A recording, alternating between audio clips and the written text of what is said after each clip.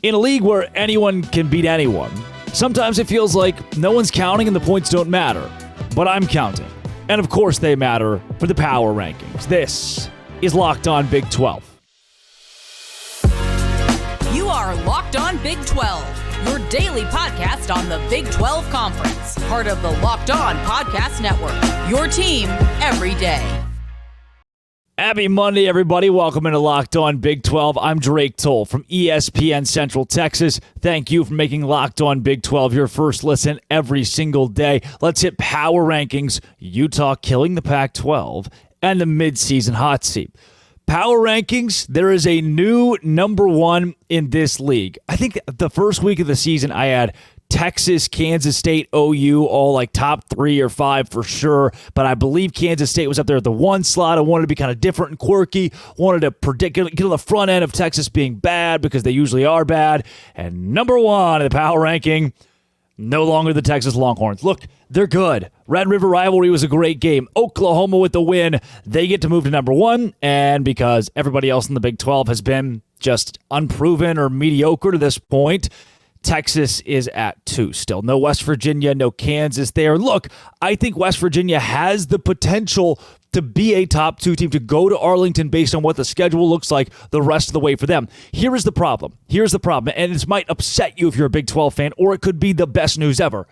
Iowa State can beat Cincinnati. Cincinnati can beat UCF. UCF can beat Texas Tech. Texas Tech can beat Kansas. Kansas can beat TCU. Oklahoma State can beat Kansas. Iowa State can beat BYU. Right? I hope what you see here is that a whole lot of these teams can beat a whole lot of these teams. There is a world in which it's Texas, OU, then a damn good 8-4 West Virginia team, a really solid 9-3 Kansas team. We're looking down the barrel of that, considering how equal this conference is. This week, West Virginia at number 3. Neil Brown, maybe you're unfired. CJ Donaldson, my favorite player on earth. Whoever comes out at West Virginia quarterback is as meaningful as this empty box of Nature Valley crunchy peanut butter. Oh, there's one. There's one in there. It is as meaningless as the one Nature Valley crunchy peanut butter bar that I didn't know I had in this box. I don't care who you put at quarterback for West Virginia. They just win with the offensive line, with C.J. Donaldson toting the rock. I like the Mountaineers at number 3. Number 4, Kansas, the most potent offense maybe in the whole Big 12 outside of Oklahoma and Texas. Even without Daniels at quarterback, Bean has been great. Devin Neal at running back is spectacular. The receivers have been impressive. The O-line that was, for years and years, Kansas just doesn't have a Power 5 O-line. Those rumors have been quelled. Kansas at 4. Number 5 team in the Big 12 right now, BYU. Now, you'll remember BYU cracked in the top 5 earlier this season prior to that loss to Kansas after the Arkansas win. Then with the Kansas loss, it's like, all right, do we put this team square in the middle? Do we drop them to the bottom half of the conference? And honestly, by virtue of teams like Kansas State, Texas Tech, Iowa State struggling, BYU is a top 5 team in the Big 12 right now, until proven otherwise.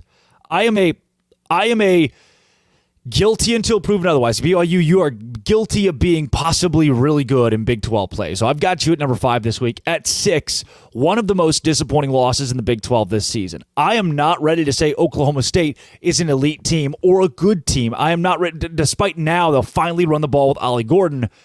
As Kansas State, 12-point favorites, Vegas told you, the analytics told you, everybody says from paper to the X's and O's, the Jimmies and Joes, you should beat Oklahoma State.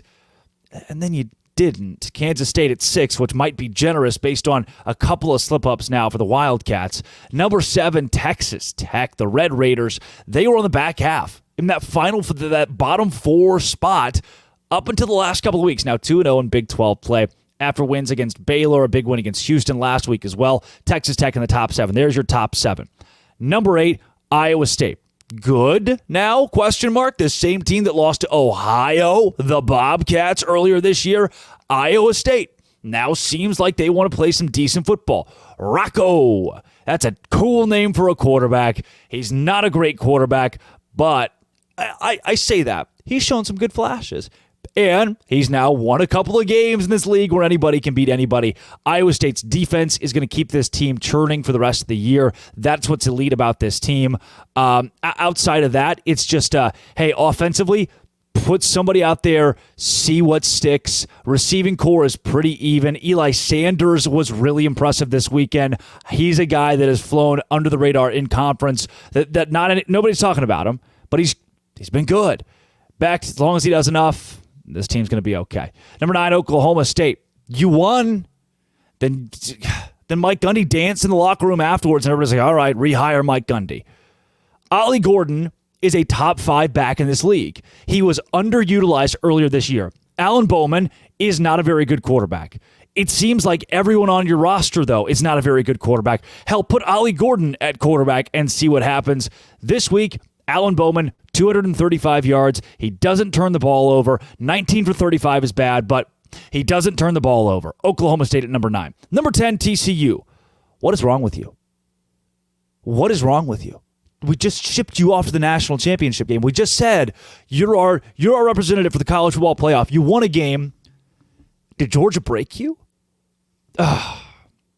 Now with no Chandler Morris, I just don't know, TCU. They have fallen all the way to 10, the power rankings. 11, Cincinnati. My heart goes out to Cincy because Cincy in a group of 5 this year is a really tough football team. That defense is salty. I really think that if you give a slight, like a Power 5 offensive line to a guy in Emory Jones, he's going to be okay. He can make plays. Obviously, he has made plays at other schools before and has done well at Cincinnati at times. But now the Bearcats, despite a bye week, that just don't have a lot of momentum. They're at 11. Number 12, UCF. You get the same treatment as TCU. What are you doing? Timmy McClain, John Rice Plumlee, I don't care who it is. This defense is like Swiss cheese. Man, what?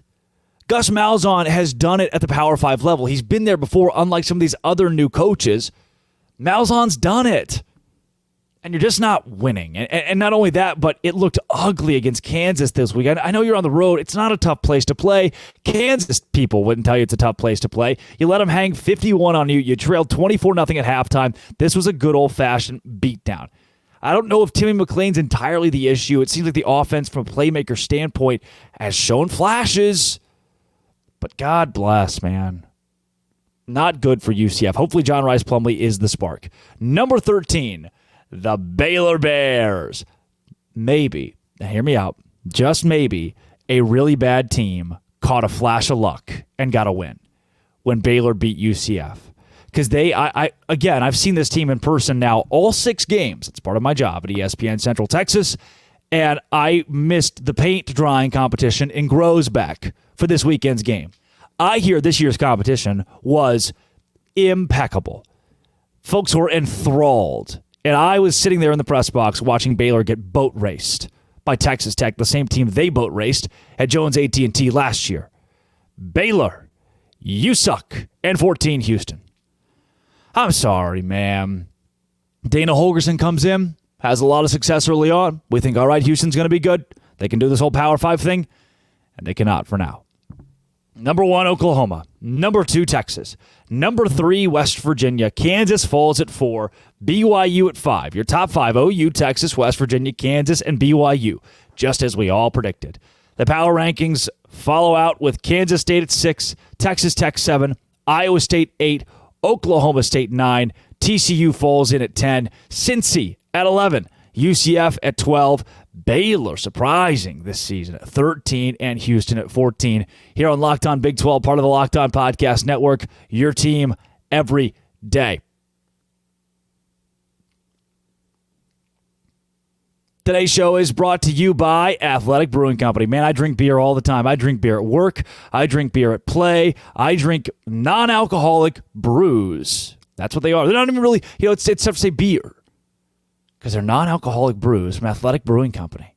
They have awesome flavors, over 50 flavors, multiple styles of beer, IPAs, Goldens, sours, great tasting, award-winning, constantly releasing new Limited edition beer, fit for all times, watching a big game or your kid's game. No hangovers ever. Find Athletic in stores, online at bars around the country right now. Go get their sours. The sours are great. First-time customers use code LOCKEDON to get 15% off your first online order. That's code LOCKEDON at checkout for 15% off at athleticbrewing.com. Near beer, exclusions and conditions apply. Athletic Brewing Company is fit for all times. Again, that is athleticbrewing.com. So it was you, Ta, who killed the Pac-12 overall. I am so shocked. And look, maybe you're a Utah fan out there going, we did not. I don't know why you sound like that. We did not kill the Pac-12. But look, Kliavkov, everybody is set. This whole, all the presidents are together. It's like, you know what? $30 million on the table. What do we do? And Utah says, nope. The president, Taylor Randall, says, nope. And John Casano this week is like, hey, look, you know, I've got sources. I'm going to put together this really good report that says who puts the final nail in the coffin of the Pac-12, and that it is Taylor Randall of Utah, who hears $30 million and scoffs and says, you know what? What about instead of 30, we almost double it and go with 50. So as we look around the conference, and here's kind of the point I want to make. I like a lot of Utah fans. I've gotten to know a lot of Utah fans through the banter of your team coming into the Big 12. But it seemed like so many vocal Utes didn't want this move. They wanted to stay in the Pac-12, be loyal to the conference that gave them the Power 5 moniker. And that makes sense. I understand why there'd be some loyalty there, especially if your leadership is what helped sink the ship. Taylor Randall has since responded saying, the Pac-12 presidents and chancellors work collectively. Oh, I love it. I love it. John Casano comes out, who's been so good in realignment, and says, he's been pretty solid in realignment, and says that this is strictly on Taylor Randall. And now Casano didn't say that, but it's what you gather from his report. And of course, Randall responds with, hey, this was a group effort. Throughout the process, he says, many of the CEOs, including myself, pushed to ensure that the conference was aggressive to secure the very best agreement. Several conference schools retained their own consultants to value the league, which resulted in a range of estimations. It is my understanding that any mention of $50 million, which was higher than any valuation, was only as a potential starting point in negotiations to help get us to an estimated true value. So what Randall's case is that the Pac-12 heard $30 million, and Randall's like, look, hey, George, what if we just say like $50 million, and then we do the oldest trick in the book of, you know, aim high, what is it? Shoot high, aim low, aim high, shoot low. I don't know, man. Right? You shoot for the moon, and if you miss, at least you land in the stars. That's probably what Randall said to Kliavkov, and he was like, you know what? That makes a lot of sense. And that's what led to one of the worst business decisions in college football history. So what Randall has said, that I'm going to try to back him up here, and we'll take his word for a second. He is saying, hey, look, from jump, I just wanted to throw out a crazy, stupid number that was higher than any valuation and see where ESPN went. And maybe the Pac-12 commissioner takes that to ESPN, and ESPN's like, nope, we can't do that. We're out. And he goes, all right, well, we're not negotiating. See you later. That is kind of the way that Randall would like to pitch this to you, but that's not how this works. Randall came in, you know, guns a-blazing. Nope. $50 million, right? What? If I go out, if I want to sell my car right now on Facebook Marketplace, my 2016 Nissan Maxima on Facebook Marketplace, and I put it up for $50,000, no one's going to respond. This car new was probably a $20,000 car. I put it up for $50,000. 7 years, 125,000 miles on it. No one's gonna be like, oh yeah, I'll send you an offer, because they know the offer should be somewhere around the $12,000 range, maybe. But I put it up for $50,000, so I look like the idiot already. And then they think, well, if he's expecting 50 and we give him 12, then there's no way he'll accept that, right? See, that's when all these people who are like, oh, well, you guys who think this is stupid must not know negotiation. No. We've all had it, like you as a person have had to negotiate stuff before, right? Every day you'd probably negotiate with your kids because they want X kind of cereal and you're out of it. And then what's your backup option? Do you go to get them more cereal? You use the gross, the stale, what are the round ones with honey? Honey, not bunches of oats. What are they? Cheerios. You're negotiating. And you don't be like, hey, look, kid, instead of cereal, I'll give you $1 million. And expect your son to be like, oh, it's fine, Dad. I'll take $10. It's just,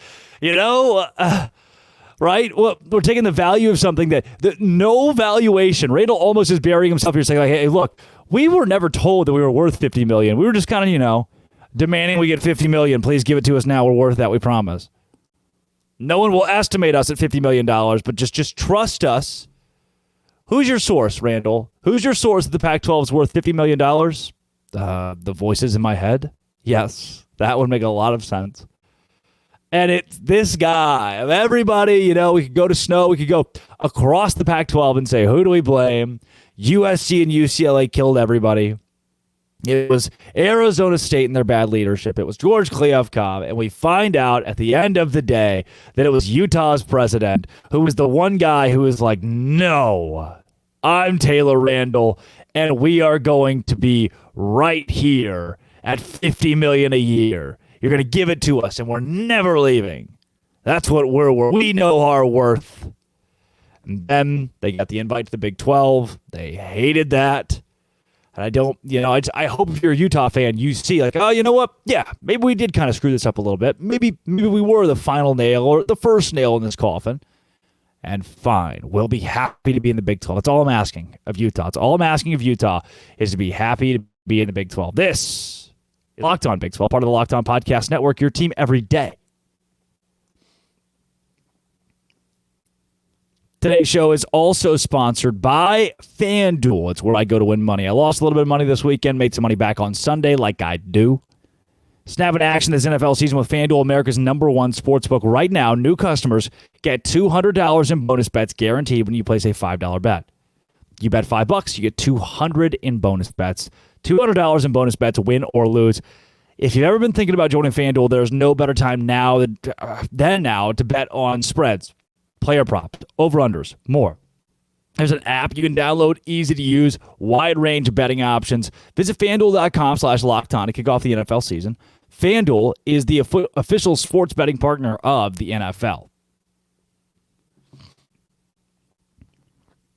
All right, who is brushing up those LinkedIns? Who's about to get fired?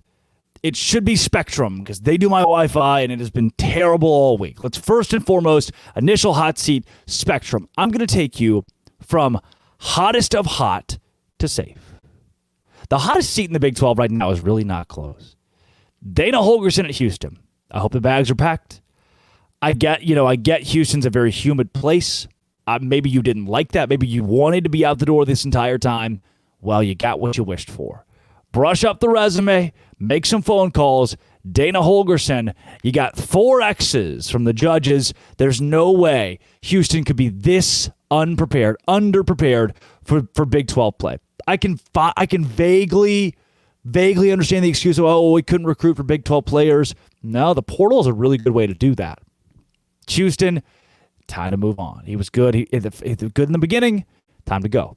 Dave Aranda at Baylor.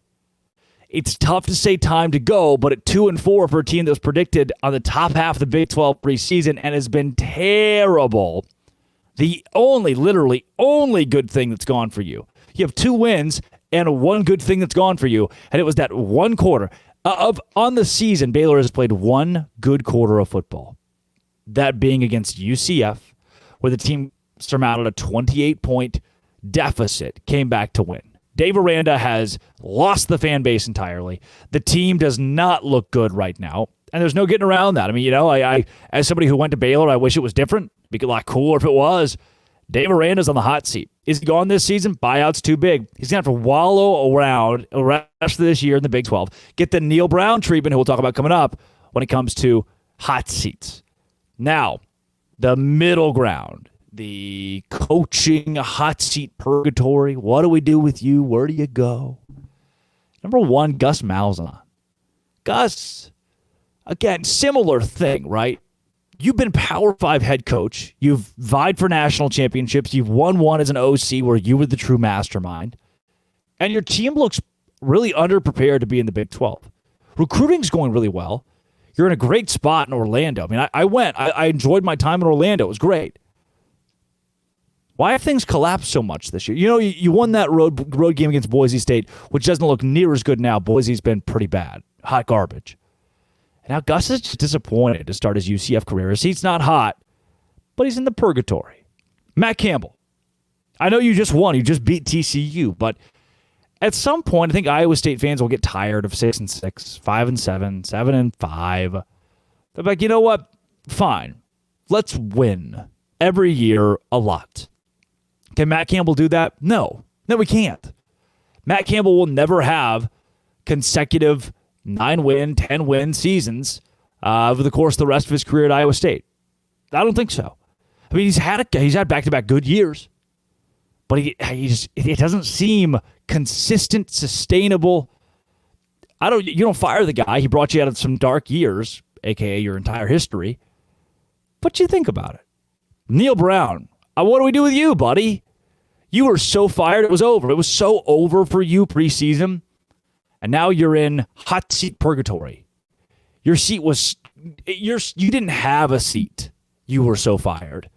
They're just the money thing. It was like, oh, well, we're going to wait a little bit. You know, we're not going to fire him now. And now your team could play for a Big 12 championship. So that's something to keep an eye on. Neil Brown... You're not fired. You're not exactly hired yet either. We're going to have to just see. This is one of the weirder things that I've seen happen in college athletics. The team picked last is actually good. Coaches marked safe. Sarkisian. All right. You know, is he a good guy? I don't know. He does some weird stuff. Brent Venables, skeleton man. You're safe. You had a bad year last year, but whatever. I'll give you the Oklahoma job. You can keep it. Kalani Sitake, on the lower end of safe. He is completely safe, but on the lower end, if the bottom falls out and BYU only wins a game or two down the stretch, then you start thinking about, is he the guy? But it's good for your coach to be safe as one of the new teams. I like Kalani Sitake. I hope he stays there forever. I believe he can lead with great coordinators, lead BYU to a lot of success in the Big 12. Lance Leipold, certainly safe. Nobody's done anything like that at Kansas. Chris Kleiman, despite a bad loss, safe. Maybe in the same boat of a Matt Campbell, though. Can he win in back-to-back years? Can he be successful at the top of the conference in back-to-back years? Jury's still out there. Need to see that from Chris Kleiman. Sonny Dykes, another guy who's dropped some tough games this year, now won to Iowa State. That's bad. You're safe. National championship, college football playoff, of course you're safe. But maybe on the middle end of safe. Joey McGuire, team looks much better. Whew, dodged a bullet. If you lost to Baylor and dropped to 2-4, we'll be having a different conversation of, you can't rally the fan base like that and then just completely suck. But you've been pretty good. Scott Satterfield, safe for now. The defense is good. I wish this team was a group of 5 team. They'd be a lot better. They'd look a lot better. They'd be respected nationally. I believe that. Could be undefeated at this point in the group of 5 for Scott Satterfield and company. Even despite, well, I guess maybe not because they have that Miami of Ohio thing. Scott, you're safe by virtue of you being a first-year head coach, but you better clean it up. Middle to end of safe, though squarely safe. This has been and always will be. Thank you for making this your first listen every single day. I love you all. I love talking to you every day. Mwah. Ha ha. A little kid. This has been and always will be Locked On. Thanks for making it your first listen every single day. Dose grande.